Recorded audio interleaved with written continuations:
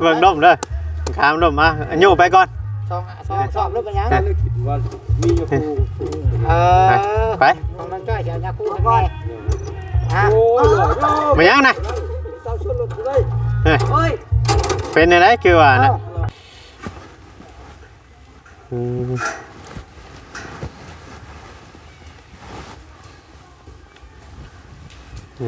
ไปหันแล้ววางก่อน3 ศพห้องน้องดาวไปเฮือนน้องดาวศพหนึ่งแล้วก็เอาไว้นี่2 ศพเด้อไว้นี่2 ศพไปเพิ่นมาได้บอกเพิ่นให้เพิ่นมาย่อเองเฮาย่อมาให้แบบนี้แหละ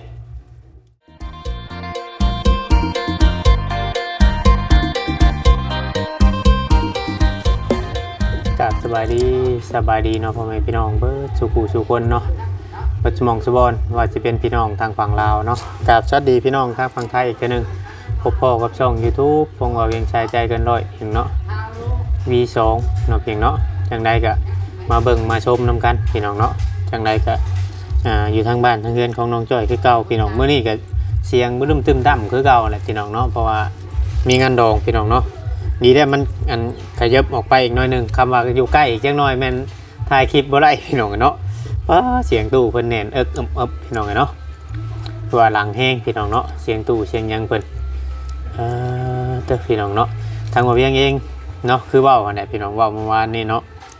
ว่าสิซื้อข้าวสารซื้อข้าวสารมาให้ทางน้องจ้อยเนาะพี่น้องเนาะไว้เตรียมขึ้นเฮือนเนาะพี่น้องเนาะซื้อข้าวสารเตรียมขึ้นเฮือน2 ศพเนาะพี่น้องเนาะ2 กระสอบบักใหญ่พี่น้องกินบ่เบิดหรอกสำหรับขึ้นบ้านขึ้นเฮือนนะก็ซื้อมาเผื่อไว้เลยแหละพี่น้องเนาะเผื่อจะถ้าว่าน้องจ้อยได้ออกมาอยู่แล้วจุดที่ว่าตัวเองสิได้อยู่ดำเนินลงชีวิตต่อไปเนาะพี่น้องเนาะมันก็ต้องมีข้าวมีน้ำมีเครื่องครัวเฮ็ดอยู่เฮ็ดกินเนาะพี่น้องเนาะหลายสิ่งหลายอย่างพี่น้องเนาะก็คือว่าพอเพียงทยอยชื่อเครื่องชื่อของเข้ามาแบบทีละเล็กทีละน้อยนะให้มันครบมาทั้งนี้จังไรก็มาเบิ่งมาชมนำกันพี่น้องเพราะว่าเฮสีให้น้องจอยไปยุ่งเอาชื่อเขาฮงซีเพิ่นชื่อเขาฮงซีตูซิดนะจ๊ะต้องให้เพิ่นเป็นคนเกมาเนาะพี่น้องที่ว่าบ่เวียงให้เพิ่นเกมาก็ชื่อเขาฮงซีเพิ่นเท่านั้นพี่น้องเนาะมาเตรียมขึ้นบ้านขึ้นเรือนของน้องจ้อยพี่น้องเนาะไปเบิ่งไปชมกันพี่น้องเนาะ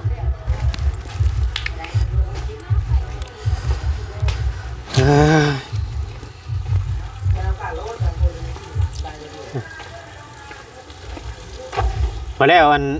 ล่างเบื้องนี่น้ำเนาะบ่เด้เอาให้มันพอตัวนั้นก่อนจักหน่อยมันจังนั้นสบายดีเด้อเลยเดี๋ยวขออนุญาตเอาน้องจ้อยมานี่ก่อนจักหน่อยเด้อมาเอาเข่ามาไว้ให้จุ่มเจ้ามามื้อนั่นก่อนซื้อเข่ามาเอาล่อไปครับเขามาเตรียมไว้ต้องเพราะว่าต้องไงไปเอาเข่าก่อนพี่น้องซื้อเข่าฮงซีเพิ่นโอ้โห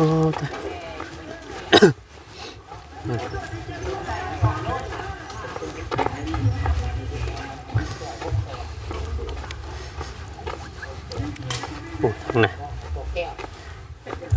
ยังเงิน6 แสน 7 แสนอยู่ปันกันนะกว่าเฮ้ยสบายดีปันอะไรนี่นะเงิน6 แสนนี่พักน้องไม้ขึ้นเฮือนนี่นะพ่อบ่สั่งเราอยู่พ่อเลยเสียเงินพ่อบอกกับลุงแก้วพอจะได้นะพ่ออันนี้เครื่องมาขึ้นเฮือนบ่แม่นเครื่องเตรียมกับข้าวแน่นี่นะเอาข้าวคนบ่มีข้าวกินเบิดแล้วข้าว3 ศอกมาให้บ่เวียงนี่พี่น้องมีของน้องไม้นะบ่มีของจ้อยได้เลยของน้องจ้อยน้องจ้อยเบิดเลยของจ้อยกับน้องดาวชอบนึงน้องดาวกับบ่แม่นดอกห้องข่อยนะข่อยกินข้าวอยู่หั่นนะอ้าวเนาะเดี๋ยวจังค่อยว่ากันอีกเทื่อนึงเลยน้องจ้อยย่อน้องจ้อยย่อลงมาแล้วสบายดีน้องจ้อยเนาะเอา เบรก ไม่ใช่ แล้วบ่ พอหรอว่าเข่าช่องชอบเนาะดุง พอ พอยอกเนาะ เดือนนะ เลย ชอบเดียวก็พอชอบเดียวนี่ก็เหลืออีก เอ้าว่าบ่ได้เลยเนาะ จักหลายคนเติบบ่ หลายไร ฮะน้องจ้อยนี่บอกบนบ้านบ่ เบิ่งดมเด้อขามดมมาอยู่ไปก่อน ชอบรถเป็นยัง ถ้าเลือกคิดว่ามีอยู่ภู เออ ไป น้องจ้อยเดี๋ยวยาคูให้แม่ฮะ โอ้ยหล่อโย่ มายังนะ เจ้าชนรถได้ เฮ้ย เป็นอะไรคือว่านะ คือว่าแซ่บเมื่อกี้นี่โปกเลยนะโอ้ยยังน้องจ้อยตัวเล็กยังอันนี้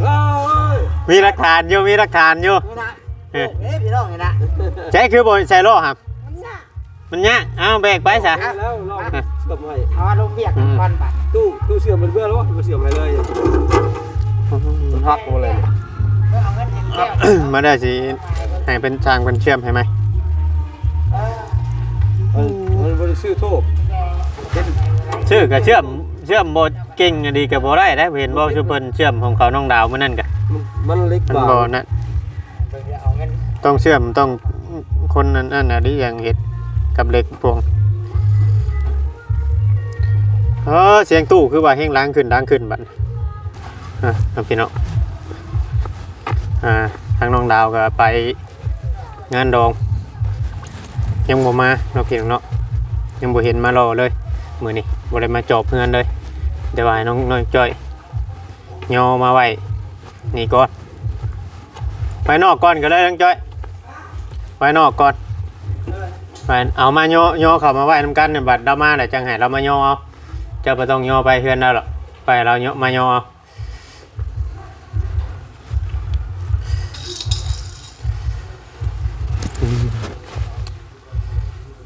นี่พี่น้องเนาะ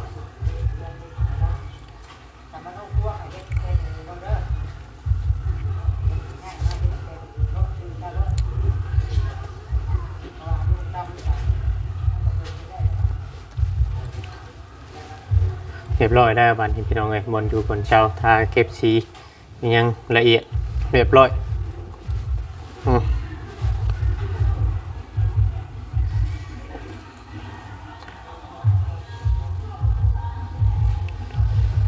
แล้วเขาสีเข้าไปอัปเดตทางบ้านทางเรือนของน้องดาวโตจอยโยเข้ามา3โชคพี่น้องเนาะสู่เวียกสู่งานขนาดน้องจอย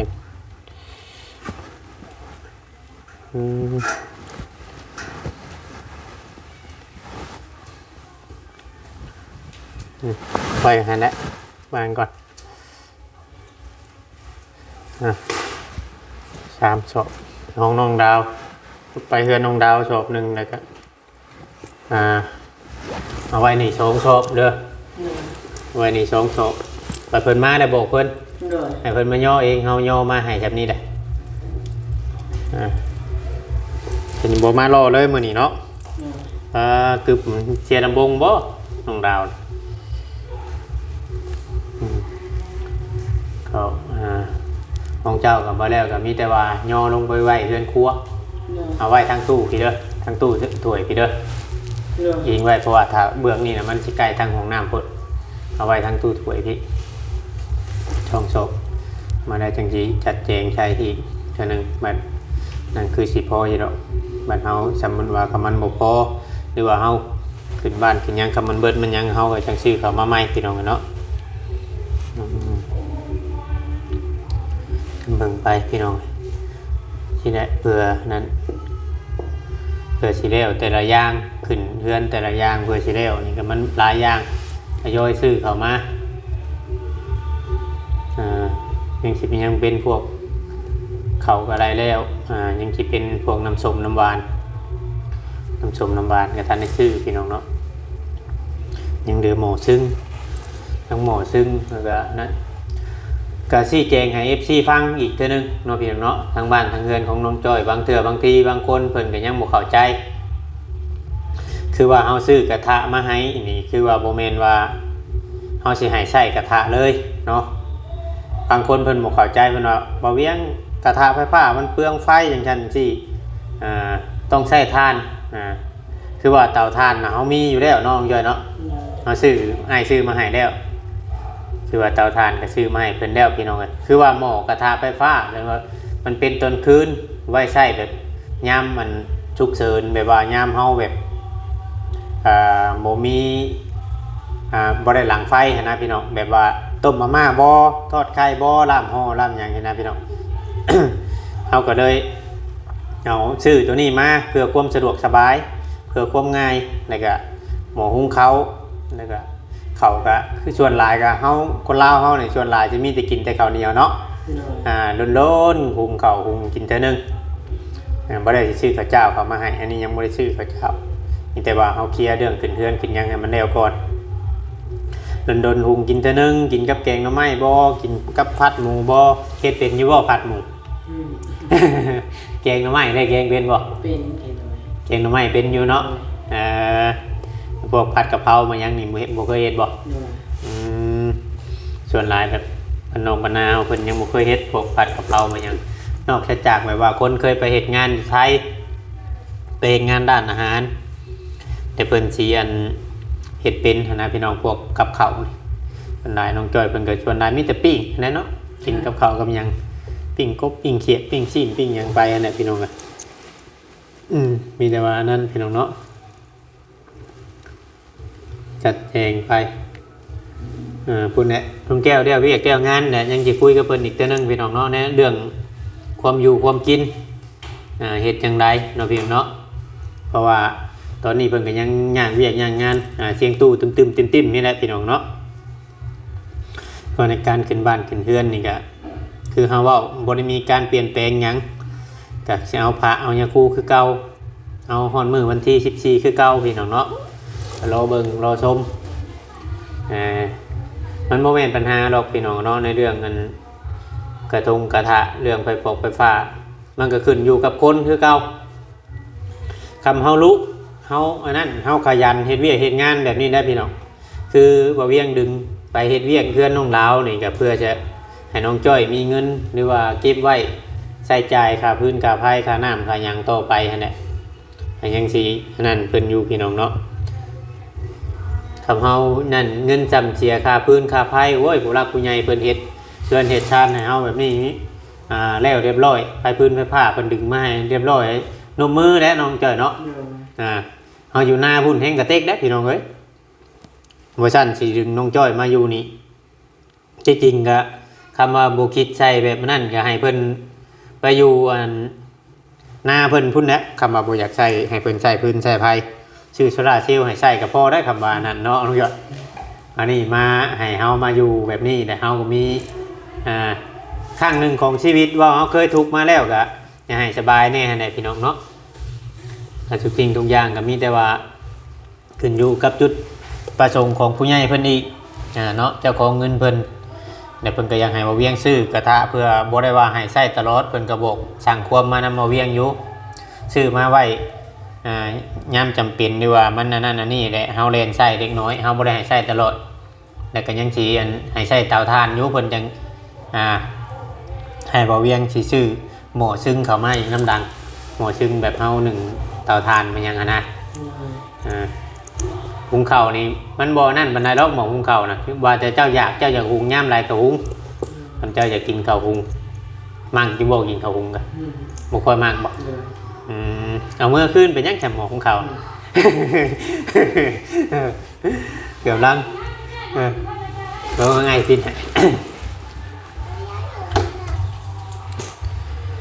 น่อยสำว่านั่นกระโจกโดนกินเท่านึงคือว่าอะไรคือเพื่อนให้คือกันโดนกินเท่านึงข้าวหุงไม่ได้กินตลอดดอกโดนกินเท่านึงเฮาโมได้นั่นบันไดนี่แต่ว่านั่นไปพี่น้องเนาะใน FC ด้วยว่าหลายคนเนาะพี่น้องเนาะเข้าใจในจุดสิ่งของที่ว่าเฮาจัดแจงให้เฮาซื้อให้มาแล้วก็เฮาคุยกันแล้วกับผู้ใหญ่ผู้เจ้าของเงินนะก่อนเฮาสิซื้อนั่นซื้อนี่นะพี่น้องคือว่านั่นให้เข้าใจเนาะพี่น้องบางคนว่าอาจสิเพิ่มภาระให้โมเมนต์พี่น้องเนาะผู้เพิ่นชื่อเพิ่นก็อยากให้ไล่ให้หยังนั่นแหละก็บอกว่ากันก็ขอบุญขอบคุณในการคอมเมนต์ในการติชมเนาะพี่น้องเนาะเป็นเรื่องธรรมดามีแต่ว่าเพิ่น เก็บมายังแล้วทุกอย่างแล้วก็ปัดกวาดทำความสะอาดเด้อปัดกวาดทำความสะอาดเฮือนซานเสร็จแถวอันเศษอันแถวพื้นโตน่ะมันอยากมีนั่นหาแนวหุบเอาผ้าชุบน้ำมาหุบมันยังมีเศษขี้ทูบขี้ยังเป็นตกถือเอาปัดเอากวาดถือว่ามิดเช็ดในเรื่องหัวกำแพงเนาะเพียงเนาะเดือนพุ่นน่ะขึ้นบ้านขึ้นเรือนแล้วพุ่นน่ะเรื่องสีเรื่องหยังทาได้เฮาจังค่อยว่ากันใหม่เนาะขึ้นเรือนขึ้นหยังแล้วเรื่องทาสีทาหยังเนี่ยเฮาจังค่อยว่ากันใหม่เพราะว่าช่วงนี้อ้ายก็เบิ่งทางเรือนน้องดาวแน่เบิ่งทางเรือนเจ้าแน่มันก็อาจสิบ่อยากทันต้องนั้นไหนพี่น้องเด่นพุ่นเด่นที่ใจรักแล้วก็สิพยายามซื้อเครื่องนี่แหละเข้ามาเฮือนนี่ให้มันทันให้มันนั้นมันจังง่ายนะเพราะว่าถ้าฮอดมือฮอดหยังแล้วบ่เวียงมันหยังก็ยังบ่มีจังซั่นที่มันบ่แม่นพี่น้องเพราะว่าผู้หลักผู้ใหญ่เพิ่นก็โอนเงินโอนหยังมาให้เฮาจัดแจงเบิดทุกอย่างแหละถ้าว่าคุยกันกับลุงแก้วก็คือบ่ได้ติดหยังทางยาคูเพิ่นก็วิทย์เทือนน้องจ้อยได้จังแม่นบุญเทือนประตูสุนทรเนาะตามที่เพิ่นเว้าเพิ่นเจกประตูสุนทรพี่น้องเนาะหัวชาวแตงอ่อนเพิ่นจะได้เจกเข้าแล้วสิ่งทุกอย่างยังเหลือแต่หมอซึ้งที่อาจสิซื้อเข้ามาหมอซึ้งกับผ้าเช็ดเท้านี่แหละผ้าเช็ดเท้าผ้าเช็ดตีนนี่แหละต้องขอโทษขออภัยที่เว้าตีนบางเทื่อ FC เพิ่นก็บ่มักยังบ่ได้ซื้อมามื้อเช้านี่ก็เล่นก่อนสิดื่มมื้อเช้านี่ได้เล่นชื่อเครื่องพื้นเครื่องไฟเฮือนน้องไม้เนี่ยคิดว่าสิซื้อมามื้อนี้แหละสร้างเพิ่นให้บ่เวียงเป็นคนซื้อเองเพิ่นก็เลยเพิ่นที่เอาแต่ค่าแห้งเพิ่นใช้บ่เวียงเป็นคนไปซื้อแล้วก็ถือว่าปุกเติบพอสมควรพี่น้องนักเติบอยู่เฉพาะแต่เซฟตี้แบบนี้แล้วก็ยัง 3,000 น่ะเพราะอันตัดไฟนี่สายปืนสายไฟอีกกระดกกระดานใหม่อีกคือว่านั่นเติบพอแล้วเจ้าจะดื่มท่วงข่อยได้บัดเพิ่นเด้วน่ะเพิ่นเมื่อน่ะให้เพิ่นมาเอายืมบันไดเพิ่นมาหันเบิ่งหลอดไฟนี่เด้อย่างข่อยดื่มเด้อเจ้าต้องเตือนข่อยอีกเทื่อนึงบางเทื่อข่อยอยากดื่มได้ข่อยบางเทื่อข่อยอยากดื่มง่ายได้เข้าได้หยังแนวบัดนี้พี่น้องแนวนักเว้าง่ายๆซะแนวนักนี่บ่เวียงสิให้หมู่แกมาว่าแนวใช้รถจักรก็ไล่อยู่ห่างมันสิได้ทีละศพเขานี่ปกติบ่เวียงไปซอยเดือเขาเจ้านี่มันสิได้เทื่อละศพใส่กลรถจักรไปอันนี้เพราะว่าเอาซื้อเขาจากกรุงศรีเพิ่นเลยเพิ่นก็สิขึ้นมาพี่อยู่แล้วหั่นนะเพิ่นก็ต้องส่งบริการถึงที่เพิ่นว่า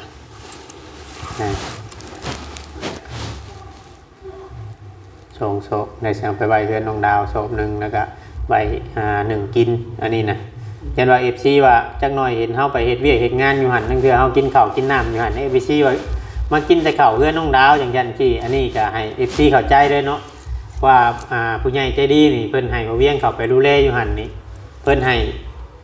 ข้าวน้ำให้1ให้กินอยู่หั่นกับข้าวผู้ช่วยหรือว่าไผเข้าไปเฮ็ดงานนำนี่คือว่าให้กินข้าวกินหยังอยู่หั่นพี่น้องเนาะ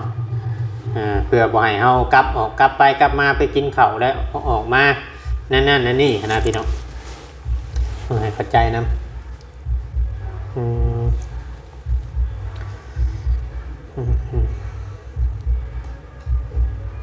ถือว่าเบิดมือดีมีฮอดเสียงเกเสียงชะไนบัดนี้เนาะ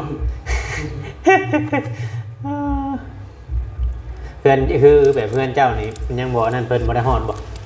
ฮอดแต่เฮาบ่ได้ไป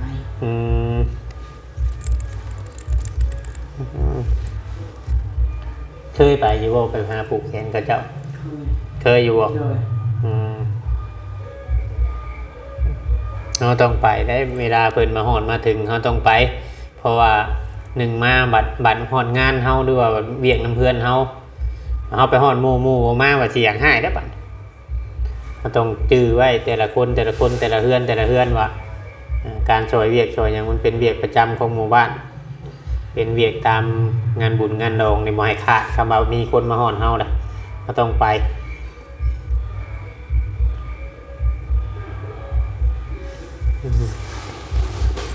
ค คือว่าจบแล้วพี่น้องเนาะทางเรือนของน้องจ้อยจบไปทุกอย่างแล้วพี่น้องบัดนี้มีแต่ว่ารอมือขึ้นยังจะมือบัด นี่นะ อ่า ยังเจ็บบ่ยังโพกบ่ คืออยากลืมอ่ะมื้อนี้วานนี่คือว่าช่วยถึกอยู่วานยัง6มื้อวันนี้ยัง6มื้อพี่น้องไงเนาะจ่อเข้ามาแล้วจ่อยับเข้ามาแล้วใกล้แล้วแหละพี่น้องไงเนาะใกล้แล้วใจเย็นๆใจแหละนั่นแหละพี่น้องไปมา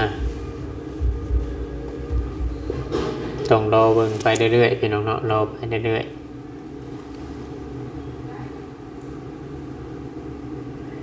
เจ้าน้องไม้ก็มาอยู่ใกล้เพิ่นก็นั่นแหละจะไปหยอกเราเรื่อยได้เรามาอยู่ใกล้จังหน่อยเราปุ๊บเลย มีแต่ผู้ชายครับมีแต่ผู้บ่าวใช่ไหมแถวนี้เนาะพี่น้องเบิ่งไปพี่น้องกันเนาะเบิ่งไปหักแพงกันแน่คือเอ้ยคือน้องนี่แหละเฮาอยู่นำกันเฮาอยู่ใกล้กันมีหยังก็ต้องเบิ่งผ้าใช้กันคือว่าเฮาได้เนี่ยอยู่ในกินก็เอิ้นกันเด้อ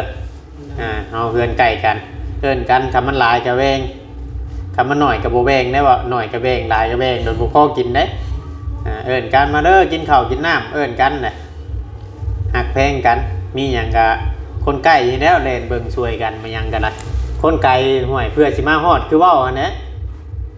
เพื่อสิมาฮอดเบิ่งอยู่ห่ะเพื่อสิมาฮอดมันไกลทำมันใกล้เลยมันยังก็เล่นไหวใส่กันโดดมันง่ายมีหยังก็ให้หักแพงกันไว้บ่ต้องอันนั้นพอแบ่งกับแบ่งพี่น้องเนาะมีแต่ว่าน้องจ้อยขอบบุญขอบคุณทั้งแม่เพิ่นเนาะที่ว่าชื่อเขาชื่อยังให้นี่จังได๋ขอบคุณทางแม่เด้อที่ช่วยลูกมาตลอดก็ขอให้แม่อยู่ดีมีแรงสุขภาพร่างกายแข็งแรงปรารถนาสิ่งใดขอให้ได้สิ่งนั้นแม่ลูกมาชั่วนี้ก็ก้าวให้ไม่ร้อยพันเท่าเลยจ้าหนูเนาะมีแต่ว่าบ่ได้จังให้น้องดาวมาย่อบ่ได้ของเจ้าก็ลงไปไหว้พุทธมันจังบ่หกเพื่อนเนาะบ่ได้จังนั้นก็ได้ยังบันรถยังไมโครมาอีกแล้วช่วยพอแล้วบ่น้ำน่ะไมโครมาอีกแล้วพี่น้องเนาะพี่น้องเนาะเดี๋ยวจะเข้าไปอัปเดตทางเงินทางยังของน้องลาวต่อเนาะพี่น้องเนาะเพราะว่านั่นแล้วเรียบร้อยแล้วตัวนี้ก็เลยเดี๋ยวเราจะเข้าไปทางนั้นต่อพี่น้องเพราะรถจกกับมาอีกแล้วไมโครมาอีกแล้วพี่น้องเนาะคลิปนี้ก็สิเอาไว้ชำนี้ก่อนเด้อพ่อแม่พี่น้องคิดพลาดประการใดก็ต้องกราบขอโทษขออภัยอะไรพ่อบ่น้ำนะช่างพุทธน้ำพ่ออยู่บ่ของน้องลาวก็เบิดบ่คือบ่เปิดไว้อีกเบิดจังหน่อยแล้วเปิดใส่กระมังไว้บัดชุมเจ้าตีแต่มันฉีนะเปิดไว้อีกพี่น้องเนาะคลิปนี้ก็สิร่ำลาพ่อแม่พี่น้องไปแล้วผิดพลาดการใดก็ต้องกราบขอโทษขออภัยหลายๆFC ฮักเพลงเบิดจุกูจุคนเนาะทั้งฝั่งลาวฝั่งไทยหรือว่าทางต่างประเทศเนาะเพียงเนาะคลิปนี้ก็ขอกล่าวคำว่าสบายดีเบิดจุกูจุคนเนาะ